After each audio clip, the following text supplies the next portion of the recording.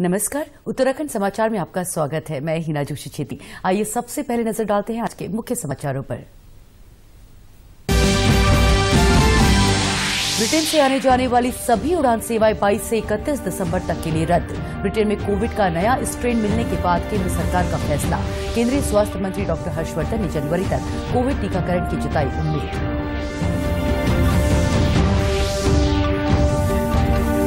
उत्तराखंड विधानसभा का 3 दिवसीय शीतकालीन सत्र आज से शुरू। 4063 करोड़ से अधिक का अनुपूरक बजट किया गया पेश।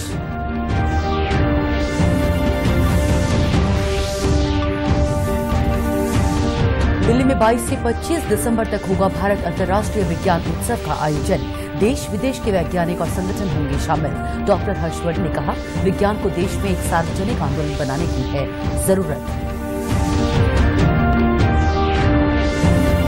और कॉर्बेट टाइगर रिजर्व से गुजरने वाले कोटद्वार कालागढ़ रामनगर वन मार्ग पर 2 साल बाद फिर जीएमओयू की बसों का होगा संचालन। वन मंत्री डॉक्टर हरक सिंह रावत ने की घोषणा। अब समाचार विस्तार से।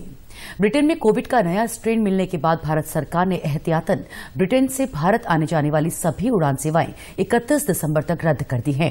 22 दिसंबर की रात 12 बजे से ये प्रभावी हो जाएगा। केंद्रीय स्वास्थ्य सचिव राजेश भूषण ने कहा है कि यूनाइटेड किंगडम में कोविड-19 का नया म्यूटेशन पाया गया है जो तेजी से फैल रहा है, जबकि भारत में पिछले 2 महीने में कोविड मरीजों की संख्या में गिरावट हुई है। इस स्थिति को देखते हुए भारत ब्रिटेन के बीच उड़ानों को अस्थायी रूप से रद्द करने का फैसला लिया गया है। साथ ही ब्रिटेन से आने जाने वाले सभी यात्रियों को आरटी-पीसीआर टेस्ट कराने के निर्देश दिए गए हैं। इस टेस्ट में पॉजिटिव पाए जाने वाले लोगों को संस्थागत क्वारंटीन किया जाएगा, जबकि नेगेटिव रिजल्ट आने वाले लोगों को घर में 7 दिन आइसोलेट होने की सलाह दी गई है। केंद्रीय स्वास्थ्य मंत्री डॉक्टर हर्षवर्धन ने आश्वस्त किया है कि कोविड को लेकर किसी भी तरह से डरने की जरूरत नहीं है। ब्रिटेन की स्थिति पर उन्होंने कहा कि सरकार पूरी तरह से सतर्क है और अपने नागरिकों की रक्षा के लिए हर जरूरी कदम उठाएगी।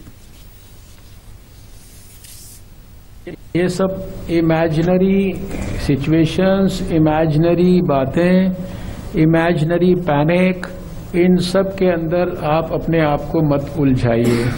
सरकार हर बात के लिए पूरी तरह से सजग है और जैसे पिछले 1 साल में आपने देखा कि सरकार ने आवश्यकता के अनुरूप जनता के हितों की रक्षा करने के लिए जो जिस समय पर आवश्यकता किया, वो सारी चीजें सरकार देख रही है।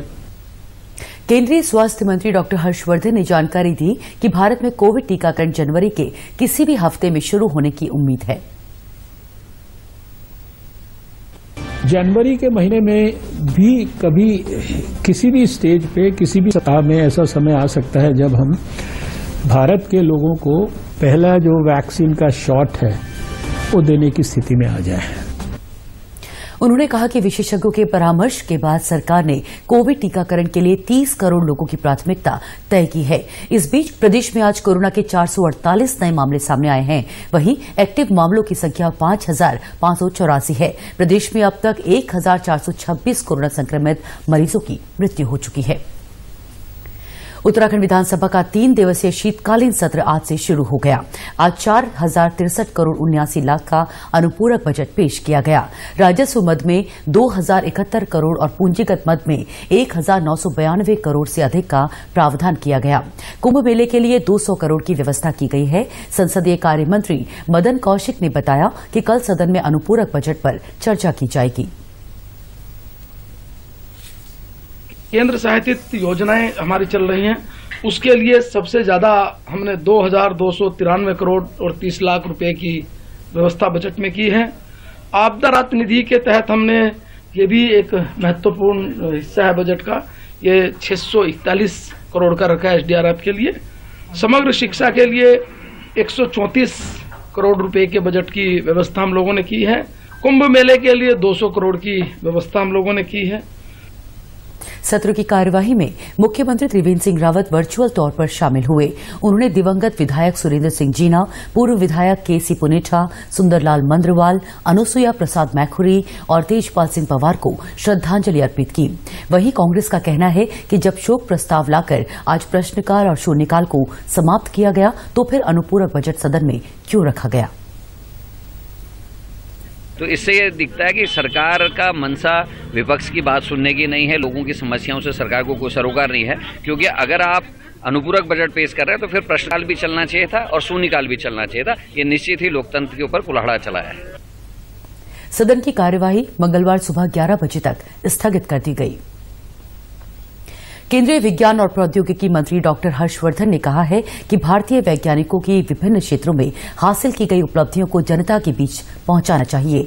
इसके लिए विज्ञान को देश में एक सार्वजनिक आंदोलन बनाया जाना चाहिए। नई दिल्ली में 22 से 25 दिसंबर तक छठे भारत अंतर्राष्ट्रीय विज्ञान उत्सव का आयोजन किया जा रहा है।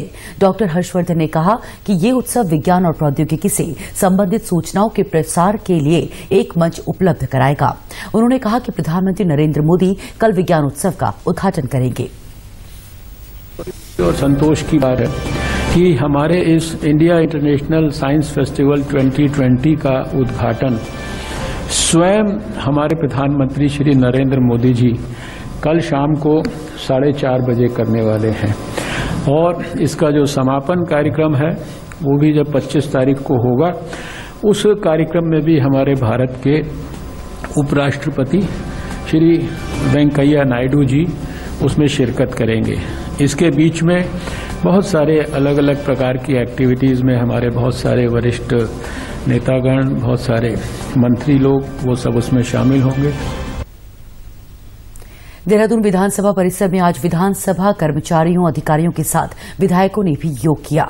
पतंजलि योगपीठ के महामंत्री आचार्य बालकृष्ण इस अवसर पर बतौर मुख्य अतिथि मौजूद रहे।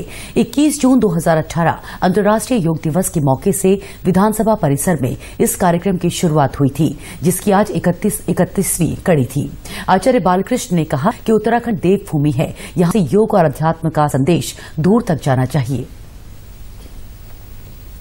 कि निरंतर रूप से, क्योंकि कई बार होता है कि कोई चीज शुरू तो कर दी जाती है परंतु निरंतरता नहीं होती है। तो बहुत सारे भाई बहनों ने निरंतरता के साथ में उसका निर्वहन किया, वो भी बधाई के पात्र हैं। और ये एक आप सब के लिए, पूरे देश के लिए एक अनुकरणीय उदाहरण है कि हम योग करें, निरोग रहें। ये और देवभूमि, तो यह उत्तराखंड तो देवभूमि है, पवित्र भूमि है, यहाँ से ऐसा संदेश जाना बहुत जरूरी है। विधानसभा अध्यक्ष प्रेमचंद अग्रवाल ने कहा कि कोरोना के चलते योग कार्यक्रम आयोजित करना थोड़ा मुश्किल था, लेकिन ये श्रृंखला जारी रही। उन्होंने यहाँ पे प्रतिभाग किया, मैं उनका धन्यवाद कर रहा हूँ, क्योंकि योग एक ऐसी विधा है जिसको करने से वास्तव में करो योग रहो निरोग। वो स्थिति में मैं कह सकता हूँ, हो सकता है कुछ लोगों का अपना कोई विशेष अपना व्यक्तिगत कोई कारण होगा, लेकिन हमने सब आग्रह किया था, बाध्यता नहीं थी। जो आए मैं उनका धन्यवाद कर रहा हूँ। विधानसभा परिसर में योग कार्यक्रम को जारी रखने में सहयोग देने वाले अधिकारियों और कर्मचारियों को सम्मानित भी किया गया। कॉर्बेट टाइगर रिजर्व से गुजरने वाले कोटद्वार कालागढ़ रामनगर वन मार्ग पर 2 साल बाद फिर Garhwal motor honours union limited यानी जीएमओयू की बसें दौड़ेंगी। वन एवं पर्यावरण मंत्री डॉक्टर हरक सिंह रावत ने ये घोषणा की। उन्होंने बताया कि राज्य के मुख्य वन्यजीव प्रतिपालक ने कॉर्बेट के अंदर बसों के संचालन की अनुमति दी है। नैनीताल हाईकोर्ट के आदेश के बाद वर्ष 2018 में ये बस सेवा बंद कर दी गई थी। आज पुनः चीफ वाइल्ड लाइफ वार्डन ने यह अनुमति दी है कि इस बस सेवा को चलाने में कोई दिक्कत नहीं है, और इससे गढ़वाल के निवासियों के लिए और रामनगर के निवासियों के लिए एक बहुत बड़ी खुशखबरी है कि हमारी सरकार ने पुनः माननीय हाईकोर्ट के निर्देश पर इस सड़क पर कोटद्वार से रामनगर बस सेवा बंद कर दी गई थी, जेएमओ की बस सेवा बंद कर दी गई थी, और इस बस सेवा को आज अब फिर पुनः शुरू करने का निर्णय हमारी सरकार के द्वारा लिया गया है। कॉर्बेट टाइगर रिजर्व से गुजरने वाले कोटद्वार कालागढ़ रामनगर वन मार्ग के जरिए राज्य की बसों को उत्तर प्रदेश से होकर नहीं जाना पड़ता। इससे समय और किराए दोनों की बचत होती है। कोटद्वार के गब्बर सिंह कैंप में आज सेना भर्ती का दूसरा दिन था। आज यहां उत्तरकाशी की बड़कोट तहसील, रुद्रप्रयाग की ऊखीमठ, जखोली और बसुकेदार तहसील के युवाओं ने हिस्सा लिया। सेना भर्ती के निरीक्षण के लिए लखनऊ से ब्रिगेडियर राहुल भटनागर आज कोटद्वार पहुंचे। उन्होंने कहा कि कोरोना महामारी का असर भर्ती रैली के आयोजन पर पड़ा है, लेकिन लैंसडाउन के गढ़वाल राइफल्स रेजिमेंट सेंटर ने कोरोना के जोखिम के बीच स्थानीय प्रशासन के साथ मिलकर इस भर्ती रैली का आयोजन किया है। इसे देखते हुए हुए लुधियाना जैसे देश के दूसरे हिस्सों में भी सेना भर्ती की तैयारियां शुरू हो गई हैं। ब्रिगेडियर भटनागर ने बताया कि उत्तराखंड में अगली सेना भर्ती कुमाऊं रेजिमेंट के लिए 15 फरवरी को अल्मोड़ा में प्रस्तावित है। जो भर्तियां होती हैं वो पूरे देश में होती हैं, हर जिला प्रांत में होती हैं, उस जिला प्रांत के पॉपुलेशन के हिसाब से होती हैं। लेकिन गढ़वाल और कुमाऊं यानी उत्तराखंड में जो है वो ज्यादा प्रोपोर्शन में होती हैं। यहाँ के लोगों में जो देशभक्ति की भावनाएं हैं और जो देश में सेवा की भावनाएं हैं वो बाकी लोगों से कहीं ज्यादा है। यहाँ पे ज्यादा वैकेंसीज भी मिलती हैं। हमारी अगली भर्ती हो रही है रानीखेत में 15 फरवरी से हो रही है। कुमाऊं रेजिमेंट को पूरा कुमाऊं एरिया को कवर करेंगे। सेना भर्ती के दौरान रुद्रप्रयाग के 9 युवा कोविड संदिग्ध पाए गए। उन्हें जांच के लिए नजदीकी कोविड केयर सेंटर भेज दिया गया। राष्ट्रीय विधिक सेवा प्राधिकरण के निर्देश पर आज टिहरी में लोक अदालत का आयोजन किया गया। जिला और सत्र न्यायालय में 5 बेंच बनाई गई, जबकि नरेंद्रनगर में एक बेंच ने लोगों की शिकायत सुनी। जिला विधिक सेवा प्राधिकरण के सचिव अशोक कुमार ने बताया कि वाहन एक्ट, पुलिस एक्ट और वन विभाग एक्ट समेत 10 विषयों पर लोक अदालत में सुनवाई हुई और 300 से अधिक मामलों का निस्तारण किया गया। छोटे प्रकृति के समझौता योग्य मामले हों, चालान भुगतने वाले मामले हों, उनको आज विशेष लोक अदालत में लगाया गया है। उसके लिए आज विशेष लोक अदालत चल रही है। बहुत सारे लोग इस लोक अदालत का लाभ उठा रहे हैं। लोक अदालत का ये फायदा होता है कि इसमें दोनों पक्ष राजीनामे के आधार पर, सुलह समझौते के आधार पर मामले का निष्पक्ष जो है उनका निपटारा हो जाता है। प्रधानमंत्री आवास योजना के तहत हरिद्वार में कमजोर वर्ग के लोगों को आवास उपलब्ध कराए जा रहे हैं। इसके तहत कम दरों पर ऋण उपलब्ध कराया जाता है। साथ ही सरकार भी उसमें अंशदान करके ऋण में सब्सिडी देती है। लाभार्थी नीलम का कहना है कि पुश्तैनी जमीन होने के बावजूद उनके पास घर बनाने के लिए पैसा नहीं था, लेकिन पीएम आवास योजना से उनकी इस समस्या का समाधान हुआ। हमारे पास ये पुश्तैनी जमीन तो थी, लेकिन पैसा नहीं था बनाने के लिए। तो हमें जब इस योजना के बारे में पता चला तो हमने जो ही फॉर्मेलिटी थी वो हमने कागज नगर पालिका में जमा किया। उसके तहत हमारा ये लोन पास हुआ तो हमने ये मकान अपना बनाया। हमारे आसपास में इनके भी 2-3 मकान बने हैं यहाँ पर, उनका बना, वो भी बेचारे ऐसे रह रहे थे। और हमें मतलब इस योजना का इतना लाभ मिला कि हम बहुत उत्साहित हैं इसके लिए। वहीं एक अन्य लाभार्थी रेनू का कहना है कि कच्चे घर में रहने के कारण उनके परिवार को काफी परेशानियों का सामना करना पड़ा। प्रधानमंत्री आवास योजना से उनकी मुश्किलें दूर हो गई हैं।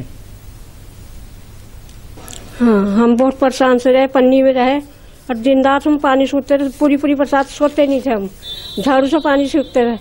अब यही आराम से सो जाते हैं। प्रधानमंत्री आवास योजना के तहत हरिद्वार रुड़की विकास प्राधिकरण ने भी जमीन का चयन कर निर्माण प्रक्रिया शुरू कर दी है।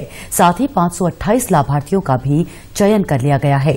प्राधिकरण के सचिव हरबीर सिंह ने बताया कि जल्द ही घर बनाने का काम शुरू हो जाएगा।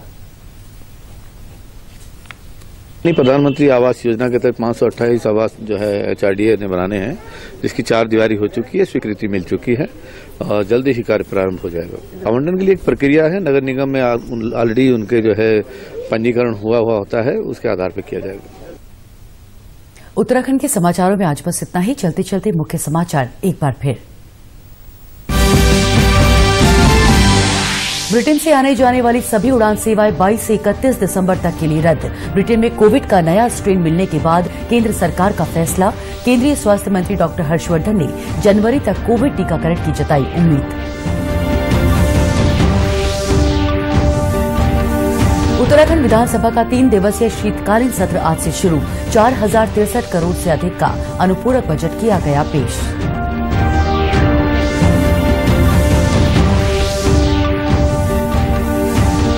दिल्ली में 22 से 25 दिसंबर तक होगा भारत अंतर्राष्ट्रीय विज्ञान उत्सव का आयोजन। देश विदेश के वैज्ञानिक और संगठन होंगे शामिल। डॉक्टर हर्षवर्धन ने कहा, विज्ञान को देश में एक सार्वजनिक आंदोलन बनाने की है जरूरत। और कॉर्बेट टाइगर रिजर्व से गुजरने वाले कोटद्वार कालागढ़ रामनगर वन मार्ग पर 2 साल बाद फिर GMOU की बसों का होगा संचालन। वन मंत्री डॉक्टर हरक सिंह रावत ने की घोषणा। उत्तराखंड की खबरों के लिए आप हमसे सोशल मीडिया के माध्यम से भी जुड़ सकते हैं। हमारा ट्विटर हैंडल है DD News _देहरादून। हमारा फेसबुक पेज है DD News उत्तराखंड और हमारे YouTube channel DD News Uttarakhand को भी आप सब्सक्राइब कर सकते हैं। कोरोना संक्रमण से बचने के लिए मास्क का अनिवार्य रूप से और सही ढंग से प्रयोग करें। साथ ही सामाजिक दूरी का ख्याल रखें, नियमित रूप से हाथ धोएं और याद रखें, कोरोना को हराना है, मास्क जरूर लगाना है। नमस्कार।